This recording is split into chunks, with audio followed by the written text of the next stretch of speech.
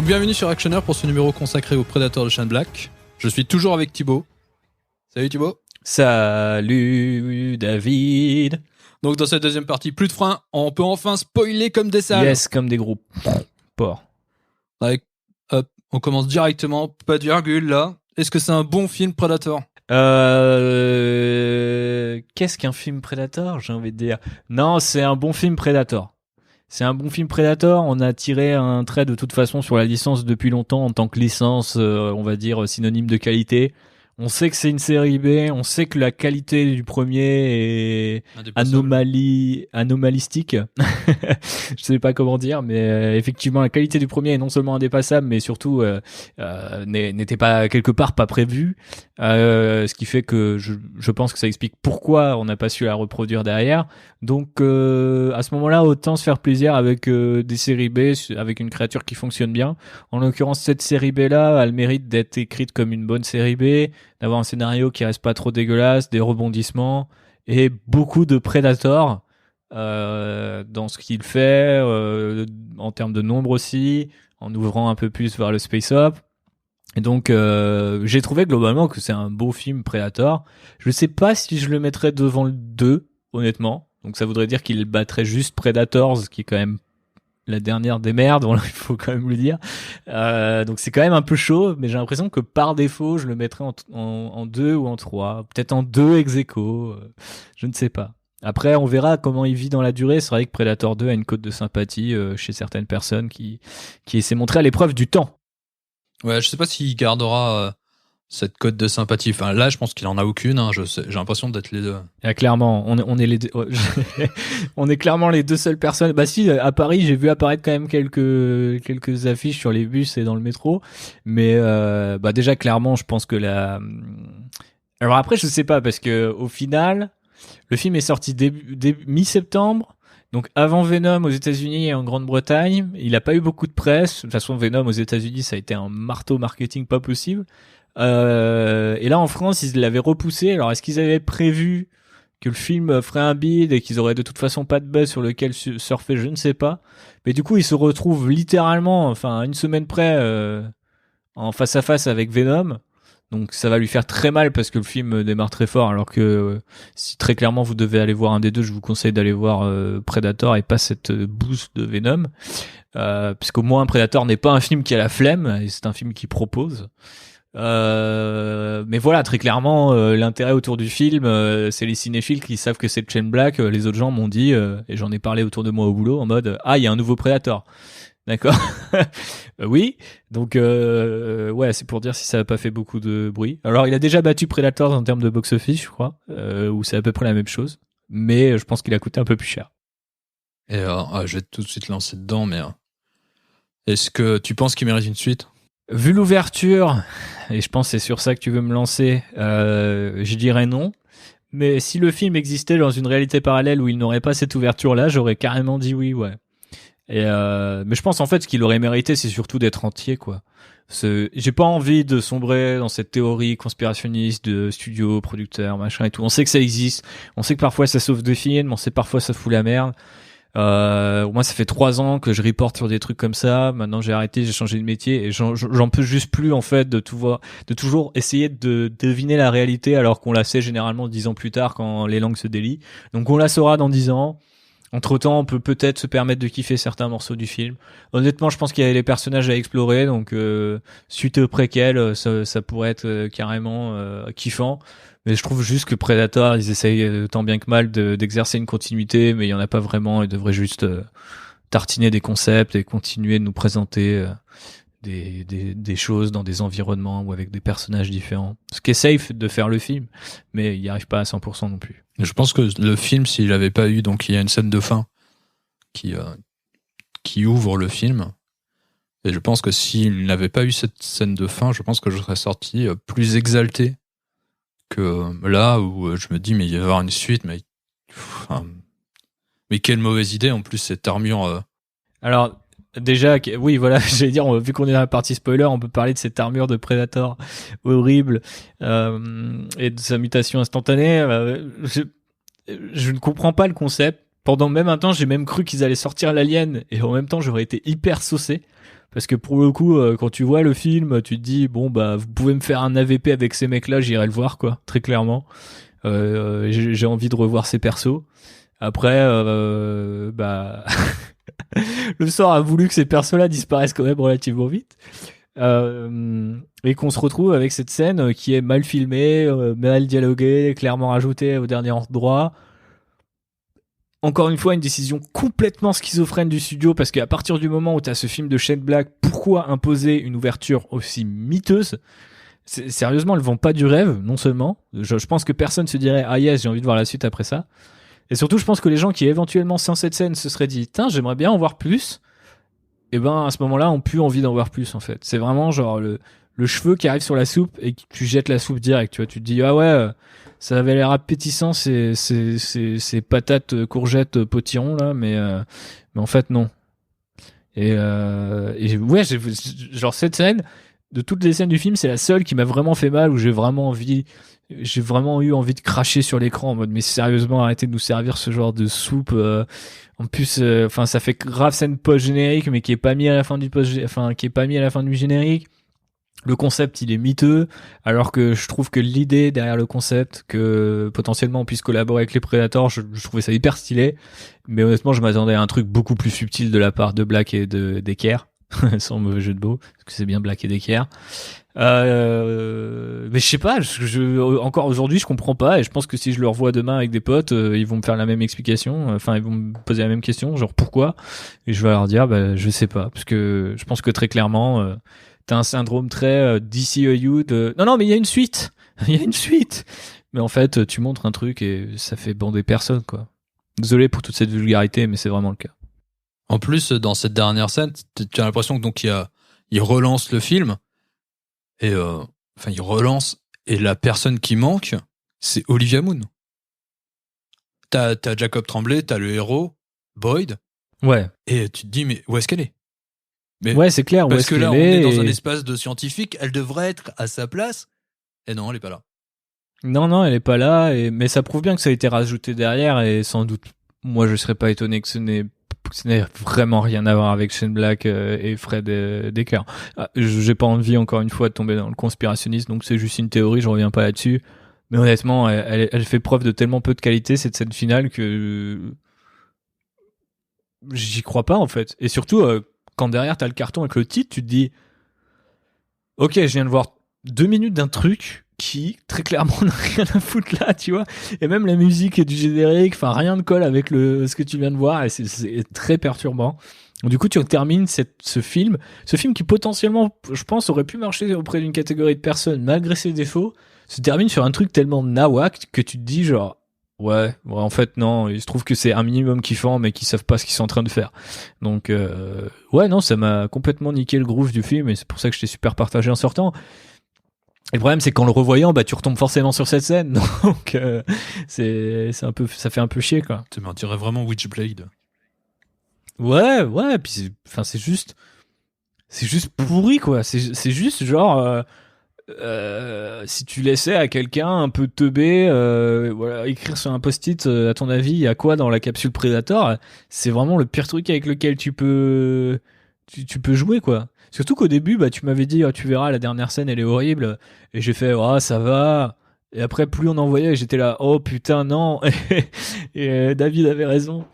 Mais ouais, moi j'aurais carrément vu d'autres choses, enfin quelque chose de plus intéressant, quelque chose peut-être, tu vois, un artefact, un truc tu sais pas exactement comment ça fonctionne, et ça relance l'intrigue en mode, je sais pas, ça tue quelqu'un, ou ça fout le bordel, et limite tu vois la scène elle s'arrête là, et tant pis s'il y a pas de suite, parce que c'est un peu la fatalité du Predator, c'est que bah il y a jamais vraiment un perso qui est revenu d'un film à l'autre, donc à la rigueur pourquoi pas. Mais tu peux quand même reprendre l'intrigue à partir de là, peut-être avec le personnage d'Olivia Munn parce qu'il était pas là, enfin tu vois. Mais là, très clairement, c'est une ouverture qui est en fait plus une fermeture. C'est très clairement la Fox qui dit au fait, c'est notre franchise et on veut faire ça. Ça a clairement pas marché, et je sais pas ce que ça sauve en fait. Enfin, tu vois, je sais pas ce que ça apporte au film, je sais pas ce que ça sauve. Donc soit c'est un producteur de 50 ans derrière un bureau, enfin un décisionnaire de 60 piges derrière un bureau qui a rien compris au film, qui l'a pas vu, qui a dit à la fin faut que ça soit comme un super héros movie parce que ça marche. Vous aimez Iron Man? C'est ça, c'est vraiment ça. Et ouais, je pense qu'à la fin, très clairement, connaissant Shane Black, qui a lui-même fait des films de super-héros, et quand tu sais que la scène de Iron Man 3, la scène post-générique, c'est la première à pas introduire la suite, tu te dis, il aurait jamais fait un truc comme ça, tu vois, genre, ça paraît complètement invraisemblable. Donc, je pense qu'au bout d'un moment, ils lui ont dit, faut qu'on change ça. Puis il leur a dit, vous savez quoi, il y a ce scandale avec le mec que j'ai engagé, il y a ça à filmer, tout machin, enfin, démerdez-vous, faites-en ce que vous voulez. Et il a pas l'air d'avoir la grosse patate, sur la promo, donc, moi, je serais pas étonné qu'au final, ils vendent un truc qui est de lui, qui a 90%, quoi. Surtout que moi, donc ça m'ouvrait totalement la boîte à fantasmes. Je me disais, mais qu'est-ce qu'il va y avoir dans cette boîte et tout. Et au final, je me suis dit, mais la bonne idée, ça serait d'avoir un bébé Predator. Ce que je me disais, tu sais, en plus, dans ce film, il y a vraiment une construction autour du Predator, autour de tout cet univers. On comprend mieux certaines choses. Il y a vraiment une volonté comme ça d'étoffer l'univers Predator, en tout cas dans la base cinématographique. Il y a plein de bonnes idées, notamment le Super Predator et tout ça. Et je me disais, mais voilà, ce type, ce Predator-là, il est venu sur Terre pour demander à ce qu'on protège son enfant, tu vois. Et je me suis dit, bon, ça peut être une bonne idée, tu vois. Ouais, en plus, ça paraissait assez Shane Black dans l'esprit et assez subtil, tu vois, parce que ça aurait laissé les gens un peu en mode genre, mais what? Genre, il y a des gens qui auraient rigolé, il y aurait des gens qui auraient eu une piste, tu te serais dit, en fait, cet alien-là, ok, ce prédateur-là, il est pas comme les autres. Enfin, tu vois, ça aurait relancé le truc. Alors que là, très clairement, quand tu vois la scène post-générique, ça ferme le truc. En mode genre, ok, c'est une super arme, c'est bon, on est protégé. Tu vois, t'as pas envie d'avoir tu termines sur un nom, quoi. Tu termines sur une impression de merde, et surtout, la réponse à tes questions, elle est là. Et c'est la fameuse mystery box de Abrams, genre là, est complètement ouverte. Et ce que tu vois dedans, tu refermes le capot tout de suite, tu vois, tu te dis, oh merde. Et comme tu dis, c'est une super idée. Et puis, moi, ce que je comprends pas, c'est qu'il y a quand même des idées où on voyait dans le trailer, quand on a vu Super Predator, on s'est dit, oh putain, encore un truc en mode Bigger, Badder, Indominus, Predatorus, Rexus, il y en a plein de cul, tu vois. Et au final, le perso, il marche vachement bien. L'idée qu'il ait une espèce d'exosquelette, mais interne. Donc ça, j'ai pas compris, en fait. Du coup, c'est un deuxième squelette, c'est pas un exosquelette, mais je trouve ça hyper bien qu'ils aient que certains gadgets donnent l'invisibilité ou d'autres trucs. J'ai trouvé que c'était hyper stylé. Le coup du masque avec le gamin, j'ai surkiffé. Et le truc que je crois que j'ai le plus aimé sur les côtés un peu intelligents de pousser la licence, c'est de dire, ouais, les mecs, ils arrachent la tête et la colonne vertébrale pour une raison précise. Ouais, ça, c'est... Et ça, je trouvais ça hyper bien parce que je me suis dit, très clairement, ça, c'est un mec qui a bossé. C'est l'inverse du Jurassic World, tu vois. On va te dire, en fait, il y avait la même chose quelque part d'autre. Là, on te dit, ce truc-là qui est iconique, canonique, emblématique, il a un sens et ça ne tue pas forcément le premier sens, ça ajoute juste un deuxième sens à la mythologie Predator que j'ai trouvé hyper bien. La façon même de filmer les Predators avec l'espèce de banque spatiale au début pour changer de planète, j'ai trouvé ça cool. Le fait qu'on les voit sous forme d'hologramme et pas en mode juste une scène dans leur vaisseau comme d'habitude ou comme quelqu'un de plus direct l'aurait fait, j'ai trouvé ça aussi hyper cool. Toute la question du langage, j'ai trouvé ça hyper bien. Donc en fait, je me rends compte qu'il y a plein de trucs que je trouve hyper stylés. Et tu te souviens de ce qu'on avait dit, je sais pas s'il sera disponible pour les auditeurs à ce moment-là, mais je disais que le truc que je trouve le plus flippant avec le Predator, c'est l'utilisation des différentes voix qu'il enregistre. Dans les 2 premières minutes du film, c'est ce qui se passe. Genre, c'est vraiment le premier truc. On comprend que le Predator est là quand on entend une réplique qu'on a déjà entendue.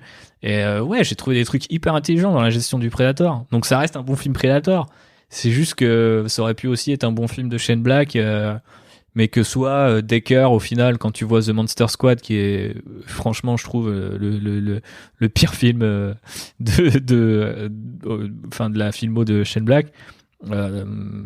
Très clairement, j'ai pas l'impression que ce soit forcément. Alors c'est son pote et tout.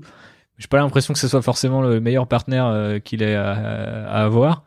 Et première chose. Et sinon, c'est juste la Fox, quoi. Mais bon, s'il a livré un truc et que la coprésidente de la Fox a dit ouais, pour une fois on a un Predator qui est original, on va le vendre comme un event movie, mais qu'au final il y a zéro marketing sur le film, ils ont pas défendu sa vision jusqu'au bout et que ça part en couille. Bon voilà, je pense qu'il faut pas aller chercher plus loin. Encore un projet qui partait avec les meilleures intentions et qui finit en 7 dessus. Et ça m'étonnerait pas qu'après un truc comme ça, Shane Black il disparaisse des écrans pour revenir dans 10 ans ou 5 avec un film très personnel ou à l'inverse qu'il accepte un film tout à fait tu vois, un truc pour remplir le frigo, quoi. Et ça m'attriste quand même un peu. Et tu le mets dans quelle position Predator par rapport à le film de Shane Black?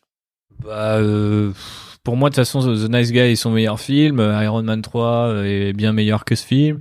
Moi, je peux le dire, hein, c'est avant-dernier avec Monster Squad ou quoi. Ouais, C'est bon, vraiment le ça. bottom. Ouais, Du ouais, bottom, non. quoi. En plus, clairement, tu sens il y a des blagueries un peu partout, mais que je pense qu'il y a une volonté aussi de sa part que j'ai trouvé assez intéressante. Il a pas voulu en faire des tonnes, donc il a pas mis son film à Noël. Il a pas fait exprès de faire certains trucs. Après, on retrouve automatiquement certains trucs, le kidnapping, les héros, enfin. La galerie de second couteau très clairement étendue à la race, genre du méchant jusqu'au moindre type qui est là, ils ont tous une caractéristique qui permet de l'identifier, des gueules pas possibles et tout ça. Mais ça aurait pu être beaucoup plus, quoi. Et peut-être que les gens lui ont dit, bah écoute, on le fait, mais faut que ça reste un film Predator avant que ça soit ton film à toi. Et ce que je trouve dommage, parce que moi j'aurais été plus loin dans la thématique autour du PTSD, ou tous ces soldats un petit peu désarticulés. J'aurais été plus loin dans ce qu'ils inventent sur le Predator, plus loin dans le Space Up. Parce que de toute façon, The Predator, enfin c'est bon, à un moment c'est une licence flinguée, tu vois. Je pense que c'est même pire que Terminator ou ce genre de licence où on continue de les faire. Et je pense que Predator, ça a jamais vraiment été une bonne licence. Il n'y a pas de continuité entre les films. Ils devraient juste accepter d'en faire une sorte de Alien-like du pauvre ou de la série B. Mais à la rigueur, pourquoi pas? Tu fais venir des petits mecs qui en veulent, qui proposent un concept pas trop dégueu, et puis go. Ou des gros mecs qui ont envie de s'attaquer au mythe comme Shane Black, quoi. Mais au final, c'est pour nous servir une soupe qui finit sur ce genre de note. Là, je m'énerve un peu, mais ça me fait chier, quoi. Mais c'est pour ça que je trouve qu'il y a une vraie dichotomie et une vraie. C'est un film totalement schizophrène. C'est-à-dire qu'on était dans la partie sans spoiler à dire mais allez voir ce film. Mais allez voir ce film pour un bon film de série B, mais n'allez pas voir ce film pour du Shane Black. C'est vraiment. Et c'est, je trouve qu'il y a une vraie dichotomie. C'est-à-dire que t'es exalté. Moi, j'ai vraiment aimé ce film. Mais quand je le mets sur le spectre de ce que j'aime chez Shane Black, bah là je peux pas dire ah ouais non. Bah non, mais très clairement, tu vois le squelette de ce que ça aurait pu être, mais c'est quand même chaud. Après tout ce que les gens disent de Marvel Studios, que Iron Man 3 soit un film bien plus Shane Black que The Predator quand même. Parce que quand il est revenu sur Iron Man 3, il avait pas non plus une méga réputation. Alors ok, il avait Robert Downey Jr. de son côté, mais il a quand même réussi à distiller Marvel Studios dans son, enfin voilà, à l'hybrider dans son style. Et là, l'hybridation, bah, elle est à l'image de cette idée d'hybridation du Predator qui peut devenir un super Predator ou un chien Predator tout pourri, quoi. Et en fait, tu commences en mode ah c'est pas mal, t'es que le Predator normal. À un moment, ça devient super Predator parce que tu te dis waouh, ouais quand même. Je me rappelle pourquoi je kiffe Shane Black parce que l'écriture de tel ou tel perso, certaines séquences et tout. Mais globalement, au final, il est très générique. Hein. Je veux dire, c'est bien fait, mais le scénario est finalement assez banal, encore une fois bien intriqué et tout, mais assez banal, l'esthétique est assez banale. On sauve vraiment que les personnages de ce film. Et j'ai envie de dire encore heureux parce qu'il n'y a aucun film de Shane Black, même les moins bons, où je déteste les persos, où je les trouve juste antipathiques. Et là encore, je vais taper sur Jurassic World, mais pour moi c'est l'exemple typique de la franchise avec des persos où t'as rien à carrer de ce qui leur arrive. Donc heureusement il a réussi ça, mais effectivement dans le film de Shane Black on est très très bas, quoi. Ouais, on va faire un petit point encore sur les détails qui t'ont plu, enfin qui nous ont plu. Moi l'un des trucs que je retiens c'est vraiment le duo Thomas Jane et Keegan Michael Kay. Je veux un buddy movie avec ces deux-là. Mais alors du coup moi j'ai pas trop compris s'ils étaient censés être ensemble ou pas. Est-ce que j'ai halluciné ça parce que j'ai vraiment l'impression qu'à un moment il y a une discussion entre Trevor Rhodes et Boyd Holbrook où il lui explique qu'ils sont amis et ils disent vraiment friends. Et du coup j'avais vraiment l'impression qu'il manquait le boyfriends, tu vois, devant, parce qu'en plus ils en parlent en mode et il lui fait genre non sérieux, tu vois, en mode genre waouh, est-ce que c'est possible? Et très clairement, moi j'avais l'impression qu'en gros le studio avait dit non bah vous enlevez les 3 premières lettres parce que c'est pas possible, on peut pas montrer l'homosexualité comme ça, ou on peut pas montrer l'homosexualité. Parce que j'avais l'impression que c'était vraiment ça, parce que je me suis dit mais attends, on le sait qu'ils sont amis. Enfin ça fait une demi-heure qu'ils se battent ensemble, on se doute bien qu'ils se détestent pas, tu vois. Enfin c'est pas parce qu'il a insulté sa mère 2 fois de suite, dont une fois pour faire une diversion dans un bus, qu'ils se détestent, tu vois. Donc j'ai eu vraiment l'impression qu'ils essayaient de faire un truc en mode ouais bah. En plus, il dit un truc en mode genre ouais, imagine toutes ces années passées en prison l'un à côté de l'autre ou je sais plus quoi, tu vois. Donc il me semble que ça impliquait quand même très directement qu'ils étaient ensemble, mais au final c'est pas vraiment montré et limite c'est tourné un peu du coup par défaut à la rigolade, quoi. Ah ouais, j'avais pas du tout eu cette lecture-là. Moi, je pensais qu'ils étaient des compagnons d'armes et qu'ils étaient les deux seuls survivants de leur escadron. Mais pourquoi ils en feraient Pourquoi ils en feraient tout un plat, tu vois, genre, je comprends pas, en fait. Et même la fin, elle semble indiquer là-dedans, tu vois, quand il lui dit, genre, attends, c'est quoi ce nous, d'où d'un coup, et tout, machin, enfin, tu vois, genre, ouais, j'ai l'impression que tout était dans le vocabulaire du couple. Après, c'est peut-être juste pour l'humour, tu vois, mais... Non, mais ça m'éclaire le film. Ah ouais? Ah ouais. Ah mais vraiment, hein. Et surtout, c'est les seuls quand... Donc, il y a une fin... L'image, lui, donc il y en a un qui est accroché dans l'arbre et d'autres par terre. C'est une tragédie, quoi. Ah oui, c'est vraiment une tragédie. Il y a quelque chose, de tragédie grecque dans leur fin. Mais hyper vulgose, tu vois, hyper... hyper prédateur avec glucose, mais... Ouais, mais dans une idée de... Bah, t'aurais presque envie, effectivement, de voir un body cop ou un body movie où les deux mecs sont ensemble, tu vois, genre, parce que pourquoi pas, tu vois, et j'ai vraiment l'impression que c'était la volonté, tu vois, d'un coup de dire, vous voyez ces deux-là, vous pensez que c'est votre average duo, alors qu'en fait, bah, il y a un peu plus, et je sais pas si ça a été... genre tourné à la rigolade ou un petit peu descendu par le studio, enfin comment dire, descendu d'un ton par le studio, mais moi j'ai vraiment eu l'impression qu'on était dans le vocabulaire toute la conversation, comme je te dis, le c'est quoi le oui dont on parle, le fait qu'ils insistent sur le mot friends et qu'ils sont là en mode non sérieux et tout machin. Enfin, et puis même la fin, tu vois, il y a un côté un peu Roméo et Juliette du glucose. Donc voilà quoi. Moi j'étais vraiment persuadé que c'était la lecture que tout le monde aurait, donc tu m'illumines aussi dans le sens où bah peut-être que j'ai complètement halluciné, mais si tu dis que ça t'éclaire le truc... Ah mais maintenant ouais ça m'éclaire le truc, en tout cas je trouve ça carrément génial, mais effectivement le côté Roméo et Juliette le fait qu'il soit comme sur un balcon et lui en bas, ouais, alors qu'ils sont tous les deux empalés, enfin il y en a un qui a les boyaux sortis et l'autre qui oh non, moi j'ai adoré, tu vois, je me suis dit, je sais que les gens qui étaient avec moi, le peu de gens qui étaient avec moi disaient oh mais putain à ce moment-là je me suis dit merde qu'est-ce que je regarde, et j'étais là genre bah moi à ce moment-là j'ai su exactement ce que je regardais, tu vois, genre une subversion des codes du truc, tu vois, finalement très prédateur par rapport à ce qu'on disait sur la masculinité dans le podcast sur la franchise, et aussi très Shane Black en mode c'est un mec qui aime bien jouer avec les codes et au final te dire bah ouais les mecs sont homo, guess what, tu vois, genre on s'en fout quoi. Et après j'ai vraiment envie de le voir comme ça parce que je trouve ça hyper original et couillu et trashos, mais dans le bon sens du terme, tu vois, en mode au pire si t'aimes pas ferme ta gueule, tu vois. Et mais surtout t'es pas obligé de le voir parce qu'il appuie pas dessus non oui, plus, tu vois. Moi je suis passé à côté, t'es pas obligé de le voir, mais ouais, faut que je le voie avec d'autres gens pour réunir peut-être des théories et des avis là-dessus. Si vous l'avez vu et que vous avez eu le même réflexe, dites-le nous sur les réseaux. Parce que après donc si je trouve que le PTSD et donc le syndrome de stress post-traumatique est au cœur de ces personnages, mais c'est pareil, c'est pas vraiment dit. Ça fait partie d'eux, mais c'est pas vraiment au cœur du récit, quoi.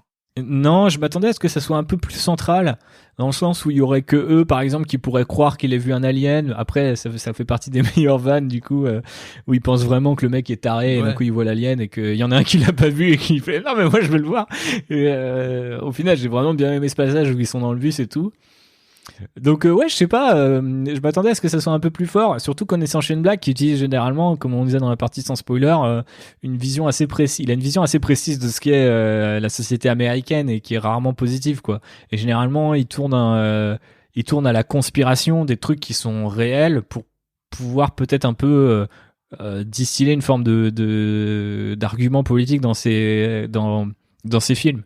Il y a beaucoup de gens qui diront ouais vous allez trop loin ou je sais pas quoi, et de toute façon le studio a volé son film donc on peut pas dire ça de Predator, mais moi j'ai vraiment l'impression qu'on me disait regarde là les anciens soldats c'est des mecs, c'est des mercenaires, ils ont l'air d'aller à peu près bien mais en gros ils font ça pour la thune et ils sont prêts à tuer une femme innocente et des enfants, et par contre les mecs qu'on a oubliés qui sont au banc de la société, bah eux ils vont sauver le monde, et parce qu'ils s'aiment, tu vois, notamment pour deux d'entre eux. Donc j'ai trouvé ça assez fort, tu vois. Pour moi c'est évident par rapport à la lecture que t'as de The Nice Guy, où c'est deux détectives à la ramasse qui font tomber une sénatrice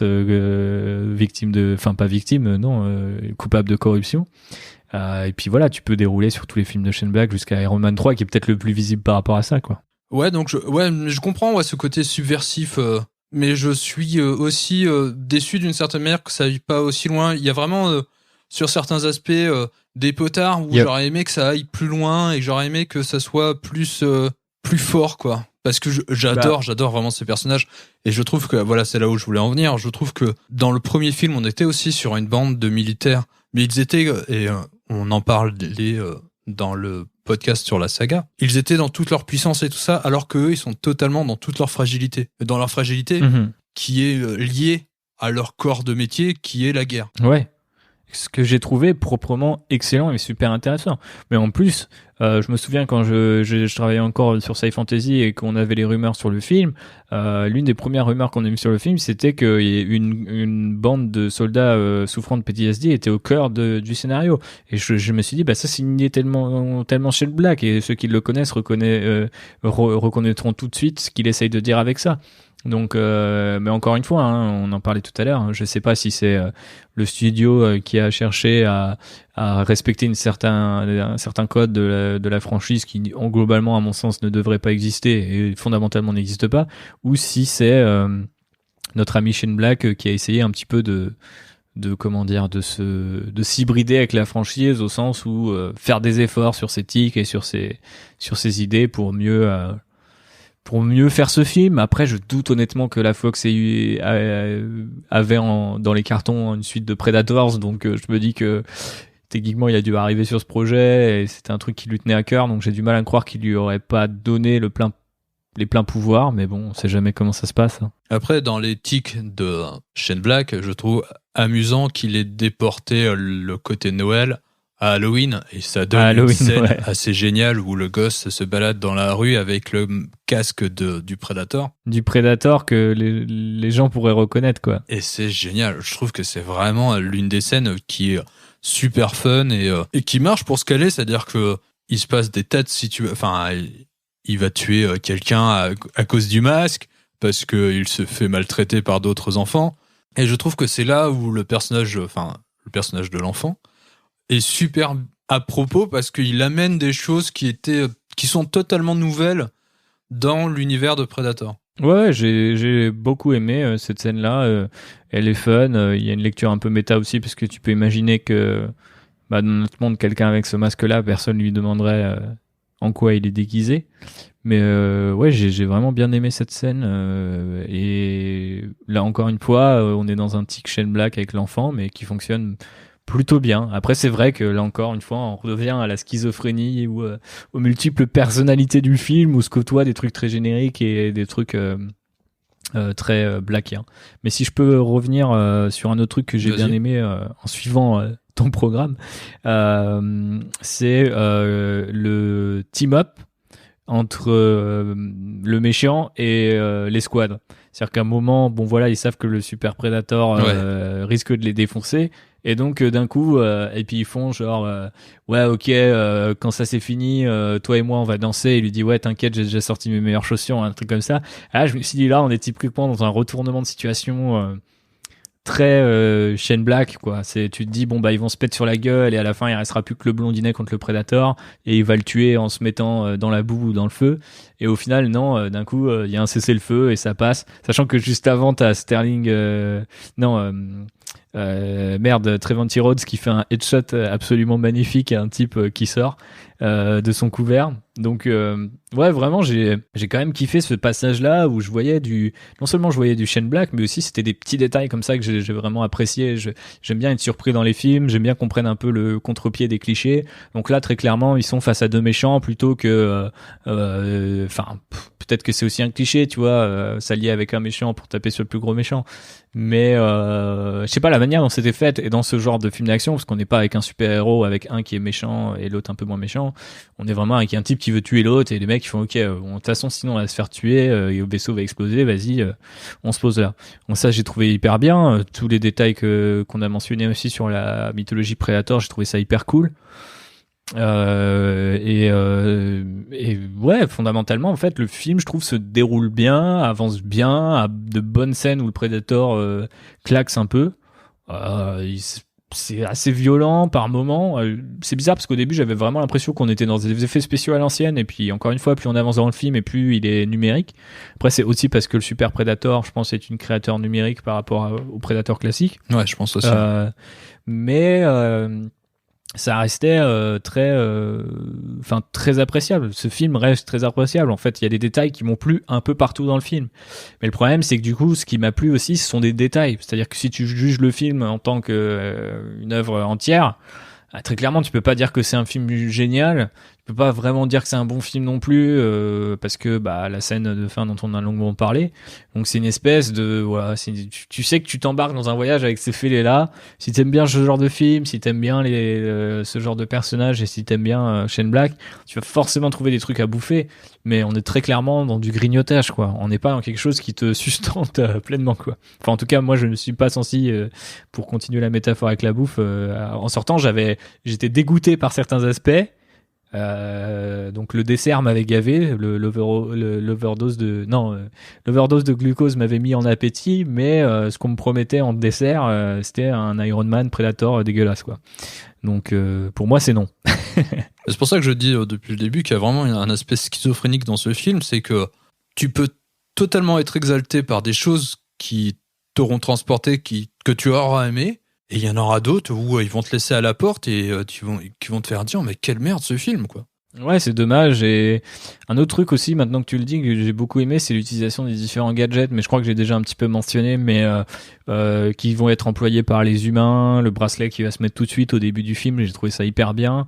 Et encore une fois, c'est super malin parce que Shane Black introduit des scènes qui a priori sont anodines et au final fonctionnent hyper bien dans le film. Le casque, quelle est son importance dans le scénario, pourquoi en fait on apprend que la technologie des Predators elle est en réaction à quelque chose, et par la suite ça va donner, ça va expliquer beaucoup de choses. Le gamin a une mémoire dingue, ça va aussi expliquer beaucoup de choses. Enfin, je trouve on reste quand même dans un écrit qui est un bon brouillon, tu vois. Mais le problème, c'est que c'est ça qui est porté à l'écran directement avec pas mal de notes de studio ou d'ailleurs qui font que ça sonne faux. Alors que, franchement, avec un peu plus d'envie, de moyens et d'assurance, je pense que ça aurait donné quelque chose d'assez cool. Après, bon, voilà, on sait qu'il y a eu des reshoots, qu'ils ont eu pas mal de problèmes avec la fin, la post-prod et tout, et tu vois, il y a certains effets spéciaux qui sont quand même pas hyper beaux, pour embrayer sur les détails qui m'ont déplu, mais voilà. Donc c'est dommage, c'est frustrant, tu vois, là d'en parler, j'ai quand même envie de revoir certaines scènes avec mes potes, avec les gens que je sais qui risquent d'apprécier. J'ai envie de savoir quelle serait la vie de Phobos, tu vois, sur le personnage féminin que j'ai trouvé aussi très surprenant. Je vous renvoie à la partie non spoiler pour that. Mais voilà, frustrant. Et la bille, je trouve que c'est carrément une mauvaise idée, la bille d'invisibilité. La bille. Alors là, franchement, le fait de l'avaler et en plus ça fait une scène comique, enfin. De la chier. Ouais, je trouve ça complètement naze. Mais vraiment, je trouve que tous les autres usages, tu te dis, ben ouais, génial, tu vois. Pourquoi le bracelet, il ferait pas juste l'invisibilité, tu vois, il permettrait pas l'invisibilité. On sait depuis le début que le bracelet, enfin, ce qu'il met sur l'avant-bras, un bracelet quoi, dès les premiers films, ça a une importance, c'est l'ordinateur de bord, c'est quelque chose. Donc pourquoi il y aurait l'obligation d'une bille qui, à part pour la partie, le ressort comique de la chier, ça donne, ça a aucun intérêt narratif. Moi j'ai trouvé ça assez bien en fait. Quand je disais l'utilisation des gadgets, j'incluais la bille en fait, parce que j'aime bien cette idée que le mec se dise ça c'est le truc qu'ils prendront pas, donc ils l'avalent, et je me suis dit ça va donner une scène comique par la suite. Alors après c'est dommage, j'avais vraiment l'impression que le mec allait devenir invisible à un moment où il était pas censé l'être, tu vois, parce que je sais pas, c'est su que Gastric aurait activé la bille. Mais après ouais, je me suis fait un peu la version optimale de ce gag. Fondamentalement il est pas terrible, et c'est effectivement il est placé là pour faire quelques raccourcis dans certaines scènes. Donc mais fondamentalement ça m'a pas dérangé, quoi. Et le combat final, parce que un bon Predator c'est toujours un combat final. Ton sentiment là-dessus, parce que moi je suis super partagé. Moi, ça m'a déplu très clairement. Je pense que après, ça dépend si tu parles du duel avec les différents persos. Vraiment le dernier duel entre Boyd, donc l'acteur Boyd, ouais, et la créature. Mais je pense qu'en fait, après, moi, je l'ai vu comme ça, mais À partir du moment où le jour se lève et où t'as déjà passé t'as déjà vu tellement de kills et de headshots et de trucs hardcore et tout, je me suis dit, en fait, il y aura pas de duel, tu vois. Ça sera le Predator où ça va se finir vite et au final, le Super Predator, limite, il mérite même pas notre attention, tu vois. Le mec, il est cheaté, il va mourir avec un truc plus improbable que les autres et techniquement, on sait qu'à partir du moment où l'IA il fait 3 mètres, il va pas pouvoir aller lui combattre à main nue, tu vois. Donc, j'étais pas vraiment déçu parce que je m'attendais à rien. Après, ouais, j'ai trouvé qu'ils en font un peu des tonnes. Au final, je crois que j'aurais presque préféré qu'il meure dans le crash de son vaisseau, tu vois. Genre, parce que je trouve que bon, il est là et il l'a enchaîné. Après, il lui envoie un truc et puis surtout, il y a cette espèce de fondu dégueulasse une fois que tu zoomes sur sa tête, puis tu passes à tous les petits accessoires qu'ils ont gardés des différents persos, qui est un fondu que j'ai trouvé absolument atroce et qui a suscité des rires dans la salle malgré lui.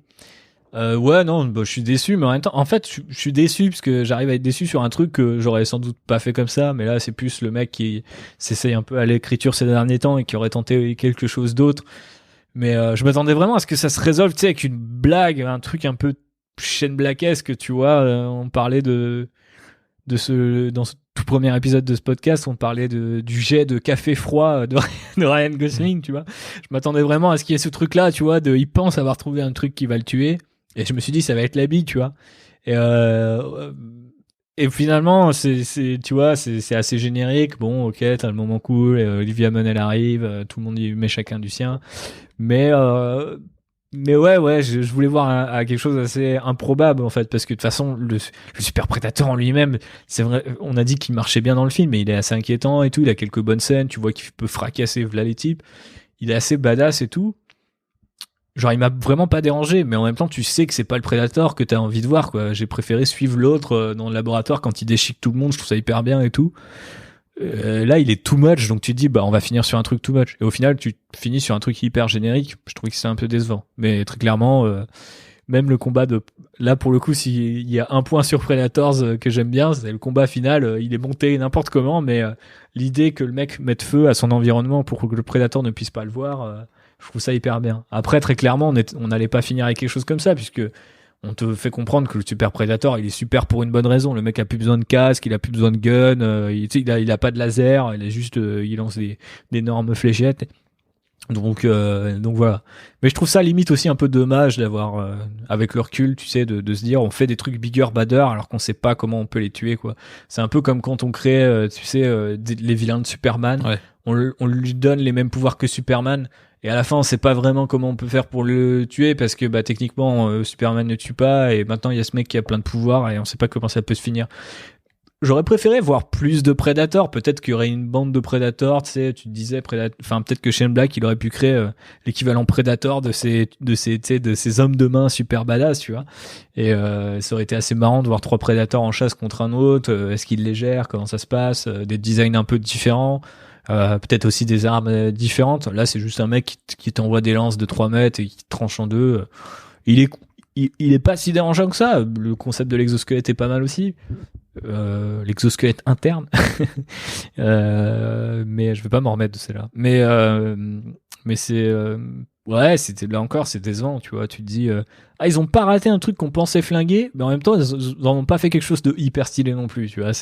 On est dans la moyenne, quoi. Parmi les trucs que j'ai bien aimé, c'est le fait que, alors pas pour tous, mais il y a quand même des morts qui ont du sens. C'est-à-dire elles ont toute une structure narrative, elles sont toutes originales, elles servent tous les personnages.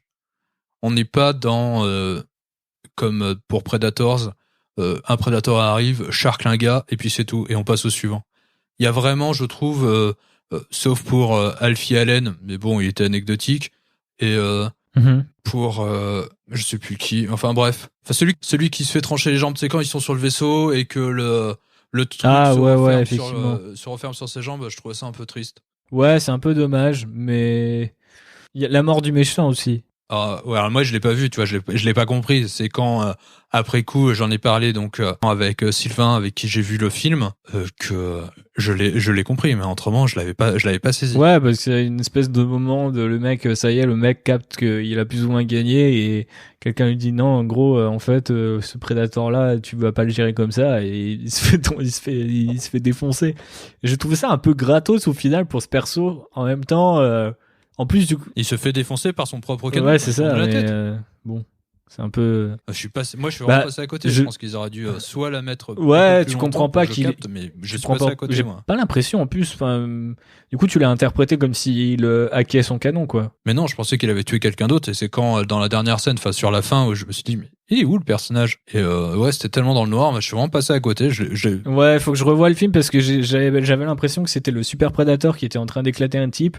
Et là, le mec voyait le Super Predator et se disait, waouh, c'est génial, sur quoi j'ai mis la main, tu vois, genre le mec fasciné par la créature, et elle se retournait, elle lui mettait un headshot. Mais c'est peut-être bien son canon, et on voit que le Super Predator, il a cette capacité de voir à travers les autres masques, et la technologie Predator l'a déclenché à distance, donc très clairement, il finit peut-être par la retourner contre lui.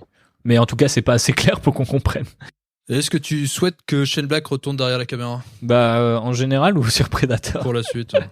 Bah, si y a une suite, ouais, j'aimerais bien, mais il faudrait faire disparaître cette scène-là, parce qu'elle est quand même assez horrible.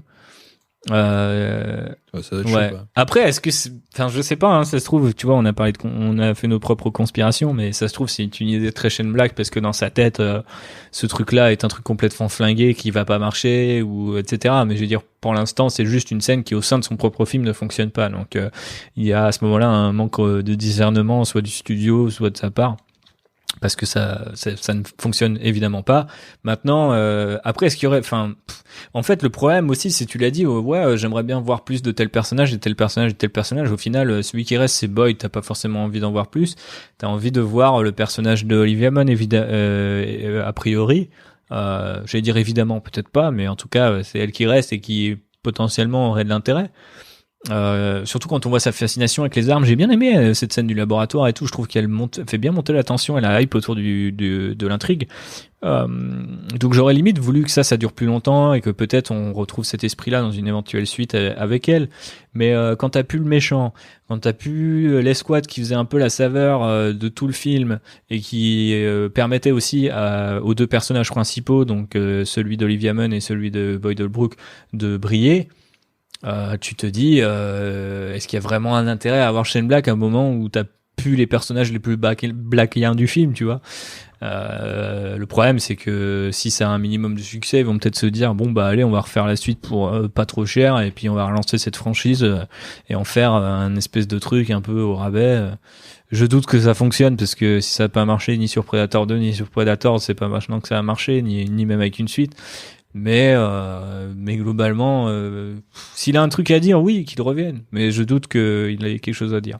Et franchement, je suis en train de spéculer dans ma tête là, mais je vois pas ce qu'ils peuvent faire avec le Iron Predator. Et je veux pas m'aventurer dans des conjectures à non plus finir, mais j'arrive pas à voir où est-ce que tu peux en venir avec ça, quoi. À part un truc débile.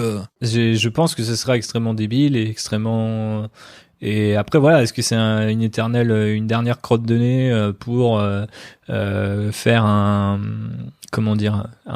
donner un certain twist à ce qu'il avait voulu créer au départ sur le film? Est-ce que c'est dans la perspective d'une suite où ce truc-là serait ridiculisé?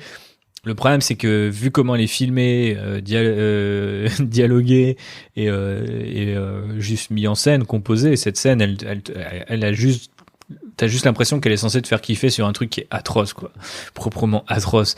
Donc finalement, je pense que faut pas s'interroger beaucoup plus et se dire que, je pense que eux-mêmes ils savent pas et que il y a très clairement. Si je devais mettre les sous quelque part, je dirais que quelqu'un a dit bah tiens, on va faire une espèce de scène post-générique qui est pas une scène post-générique et on va essayer de coller à un peu la tendance du moment super-héroïque.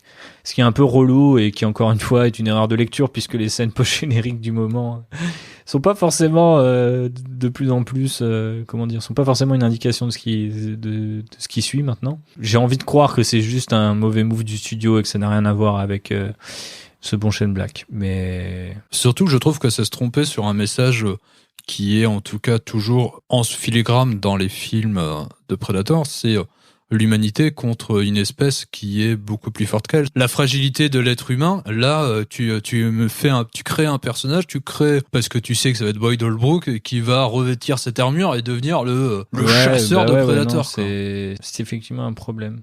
Ouais, alors je vais juste, avant de passer sur la dernière partie, juste sur l'un des trucs qui m'ont plu, c'est toutes les références au premier film, et je les trouve toutes très intelligentes. Alors il y a la réplique il joue sur la réplique de Schwarzenegger.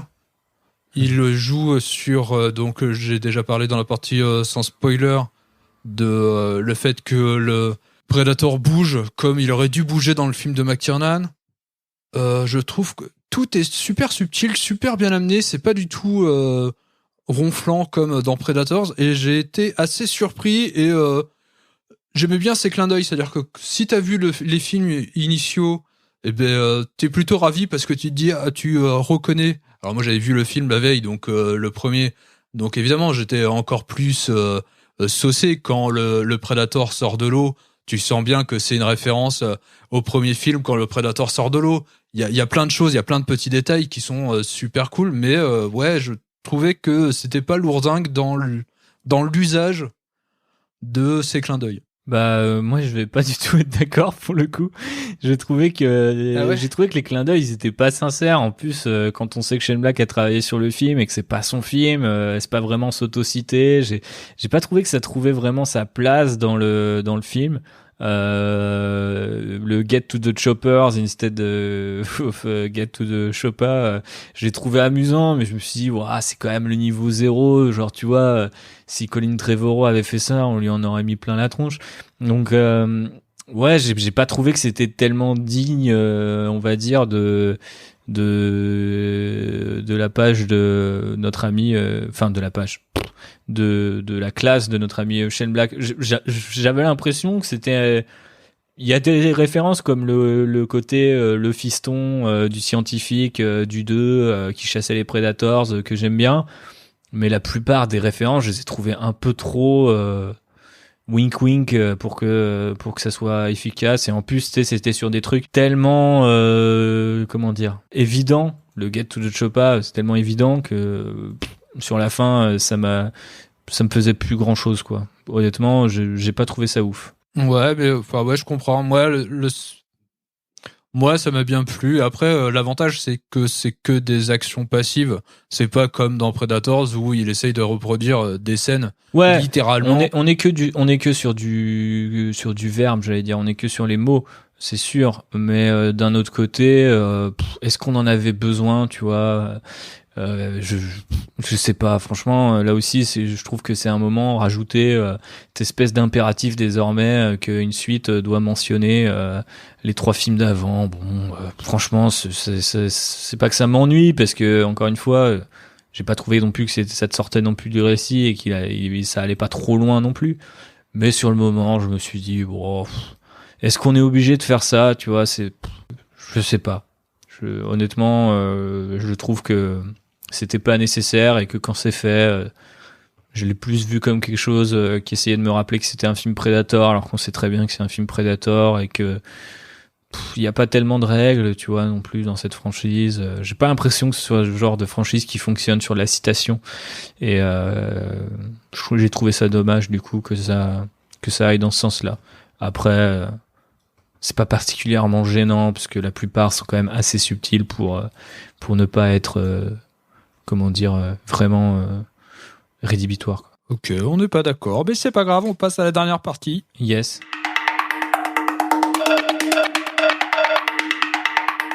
Ouais, donc c'est le Predator face aux critiques. L'avantage donc de parler du film, c'est que là, en ce moment, c'est qu'il y a beaucoup de critiques qui sont sorties pour avoir vu déjà le film, déjà comme nous en avant-première, et pour d'autres grâce aux États-Unis. Et donc j'ai relevé quelques reproches qui ont été formulés à l'encontre du film. Donc est-ce que le Predator tire de la parodie?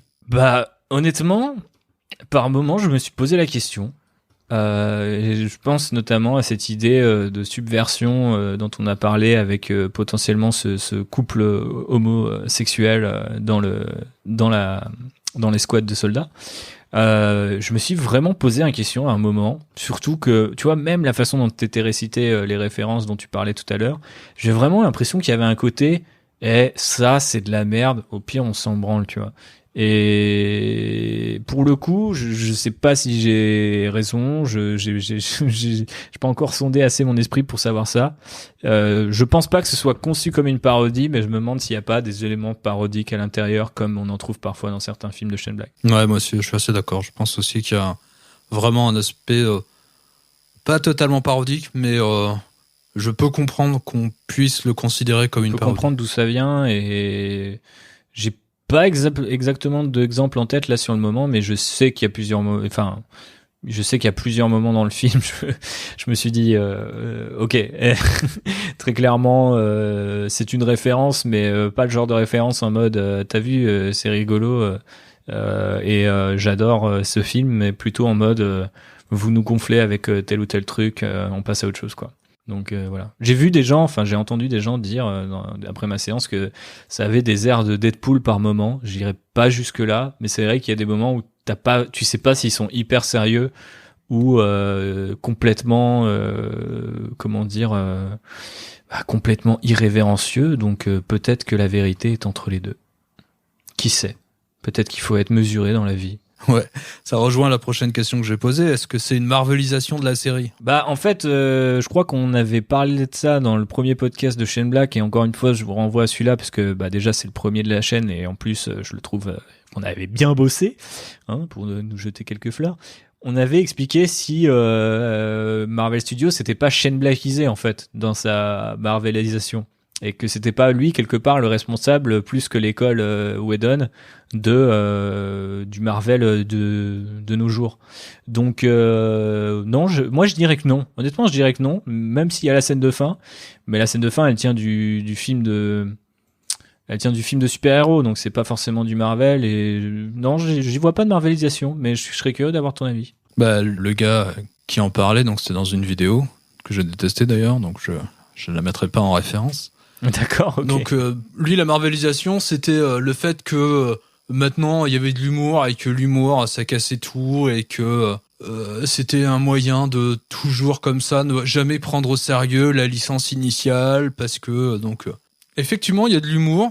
Mais je suis hyper lassé de cet argument en fait, donc je ne sais pas qui est le monsieur ou cette dame qui a fait cette vidéo YouTube, mais très clairement moi j'en ai marre d'entendre marvelisation dès qu'on parle de blagues en fait. Marvel a pas inventé l'humour, je suis désolé de faire ce genre de commentaires tout hyper nul et sans doute hyper évident pour la plupart des gens qui nous écoutent, mais il y a vraiment un moment où faut arrêter, faut péter un coup. Ça reste des films, c'est que des films, c'est pas bien grave si on fait une blague dessus, et je pense aussi que ne pas trop se prendre au sérieux permet de prendre la distance nécessaire avec prendre la distance nécessaire avec certains films, bah, c'est pas une mauvaise chose, et si ça doit passer par l'humour ou par l'irrévérence, et ben moi je suis complètement d'accord avec ça, et je trouve qu'il y a des films qui l'ont bien prouvé. Alors ce sont des films qui vont en faire râler plus d'un, mais typiquement moi je trouve que la distance que prend un The Last Jedi avec certaines choses et les traite avec une certaine légèreté, voire avec humour dans la saga Star Wars, et ben je trouve que ça permet aussi à la saga de respirer et d'aller vers d'autres terrains, quoi. Donc pas du tout une marvelisation à mon sens, et si marvelisation c'est juste l'humour, à un moment, je sais pas, enfin, voilà, il y a assez de trucs dark et sombres et gore dans la pop culture pour vous amuser, donc je pense qu'on peut vivre tous ensemble en communauté, c'est pas grave si de temps en temps on rigole, quoi. Et surtout que le premier film avait quand même les punchlines, les répliques de Shane Black, c'était quand même de l'humour. Alors après, c'était pas forcément de l'humour, j'allais dire, très pointu. Ouais, t'as de l'humour dans tous les Predators, à part Predators, quoi. Predator et Predator 2, Ouais, ils exactement. sont assez drôles. Les personnages eux-mêmes sont assez stéréotypés pour te faire rire, sans même parler d'humour, on va dire, à l'écran. Donc, honnêtement, moi, j'ai pas l'impression que Predator, ça soit une licence qui est incompatible avec l'humour. D'ailleurs, je ne pense pas qu'aucune licence, je pense que rien n'est incompatible avec l'humour, mais et surtout pas une licence de cinéma. Mais vraiment, voilà, au final, le seul Predator qui s'est pris hyper au sérieux, c'est celui qu'on aime le moins. Et je pense qu'il y a peu de gens qui le citeraient comme leur film Predator préféré, donc ça en dit long aussi. Surtout que c'est pas un humour qui est là pour désamorcer Mais des non, pas du situations. tout. C'est un humour qui apporte des choses aux personnages, qui permet d'ailleurs une alchimie entre les personnages et de se sentir proche d'eux, que ce soit Thomas Jane dans son syndrome de Tourette, qui est plutôt bien vu, et d'ailleurs qui est assez intéressant dans la réaction par rapport à Olivia Munn. Et où dans le mouvement MeToo aussi, il y a quelque chose de très intéressant. Et t'as l'impression qu'il y a un pied de nez qui n'est pas Malsain. un coup de pied dans la fourmilière. Alors après, peut-être que c'est une manière subtile de Shane Black de pas être du bon côté de la force. Je sais pas. Je pense pas que ça soit quelqu'un qui soit du mauvais côté de la force, fondamentalement. Après, c'est questionnable. C'est questionnable. J'ai pas envie d'y croire parce que bon, la mort des idoles une à une, qu'elle soit une mort naturelle ou une mort morale, on va dire, ça fait quand même un petit peu mal. Mais pour le coup, je sais pas. Je trouve qu'il y a des films, enfin, ce que racontent ces films sont quand même des discours plutôt progressistes, quelle que soit l'époque, et même s'il le fait avec son propre thrill qui est un peu neuneux ou bourrin sur les bords. Donc j'ai pas envie de croire à ça, mais c'est vrai qu'il y a une autre scène qui est assez similaire à ce que tu dis par rapport au mouvement MeToo, où on te laisse entendre que potentiellement la nana du groupe est pas safe avec 4 bonhommes, et au final la scène d'après, t'as les 4 bonhommes qui sont finalement plus impressionnés par elle qu'elle elle n'est impressionnée par eux. Et d'ailleurs, je trouve que ça fait une belle scène. Je trouve que ça fait une belle scène aussi, et je trouvais ça assez amusante. Alors après, vu que comme tu dis, on sait pas trop où se place Shane Black, j'imagine que certains y verront quelque chose de positif, d'autres pourraient y voir quelque chose de négatif, et honnêtement, il y aurait des arguments à sortir dans les deux cas, donc ça reste à débattre, mais en tout cas, j'encourage les gens à débattre et pas juste fermer la porte sur le film et Shane Black juste spontanément par rapport à ça. Et en tout cas, moi, je serai là sur les réseaux pour en discuter avec vous. Donc, est-ce que le film a été trop vite dans ses intrigues et aurait mérité de s'attarder plus sur certains aspects d'entre elles ? Absolument. Là-dessus, je suis 100% d'accord. Le film va trop vite. Je sais pas si c'est sur ses intrigues. Bon, ça compte, hein, mais ouais, effectivement, il y a beaucoup de personnages qui auraient mérité plus de développement, plus de scènes. Pas forcément plus de développement, nécessairement d'ailleurs, maintenant que j'y pense. Je trouve qu'on en sait assez pour s'attacher. Donc, généralement, pour moi, c'est assez pour les faire vivre pas mal d'aventures. Et des bonnes aventures potentiellement, donc j'aurais juste aimé effectivement un peu plus de détails, un peu plus de folie aussi, en se disant bah ouais, ce personnage là est cool, on va le mettre dans des situations un peu différentes, un peu nouvelles, donc voilà. Donc est-ce que le film a fini de galvauder la créature ?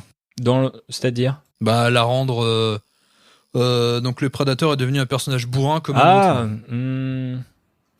Franchement, c'est une bonne question, mais moi je dirais plutôt l'inverse en fait. Je trouve que ça lui a redonné un certain charisme et une certaine classe que, à mon sens, on avait totalement perdu avec Predator. Donc non, je pense pas qu'elle soit galvaudée. Je suis partagé. Après, il y a l'anti-Predator qui lui-même est un Predator, donc tu vois, effectivement, on peut être très clairement partagé. Parce que si effectivement dans le premier Predator, on avait un personnage très mystérieux, très là, on a complètement zappé tout ça. Maintenant, on a beaucoup d'informations. Le Predator est omniprésent à l'écran. Limite, l'invisibilité, c'est pour les humains et moins pour les prédateurs. C'est ça. C'est-à-dire que après, il y a encore des choses à explorer. Il y avait cette idée d'handicap, cette idée de débridation n'enlève pas forcément cette théorie-là. Je pense qu'il y aura encore des choses à explorer et voir plus le Predator le rend pas nécessairement moins effrayant en fait. Juste, ça offre d'autres idées, mais tu vois, dans la scène du laboratoire, on le voit très éclairé, etc. Et contrairement, par exemple, au Xénomorphe, j'ai pas trouvé que c'était un sacrilège et que c'était pas intéressant à regarder. Au contraire, j'étais là, bon, bah ouais, comment il réagit dans un environnement qu'il maîtrise pas, à moitié groggy et tout. Globalement, j'ai plutôt kiffé la délocalisation du personnage et je pense vraiment qu'il y a encore des choses à faire avec lui. Donc, je dirais pas qu'il est galvaudé, quoi. Après, si tu pars sur la définition du premier film, où on te le montre pas parce qu'il y avait quasiment pas de budget ou que la créature elle était pas encore dispo, ouais, effectivement, là c'est chaud parce que tu vois beaucoup plus le monstre. Mais je pense que cette idée que les monstres doivent rester cachés est pas nécessairement, je suis pas nécessairement d'accord avec ça. Bon, dernière question, est-ce que ce film est la catastrophe annoncée? C'est compliqué parce que je sais pas si ça a été un moment, c'est clair qu'on l'a vendu à un moment comme une méga catastrophe. Je ne pense pas que ce soit une méga catastrophe pour la simple et bonne raison qu'on a eu il y a quelques semaines maintenant Venom, que je considère être une énorme catastrophe parce que c'est un film qui fait beaucoup d'argent avec très peu de sincérité et de talent. Là où il y avait un challenge avec Predator et qu'on savait que ça allait pas être facile.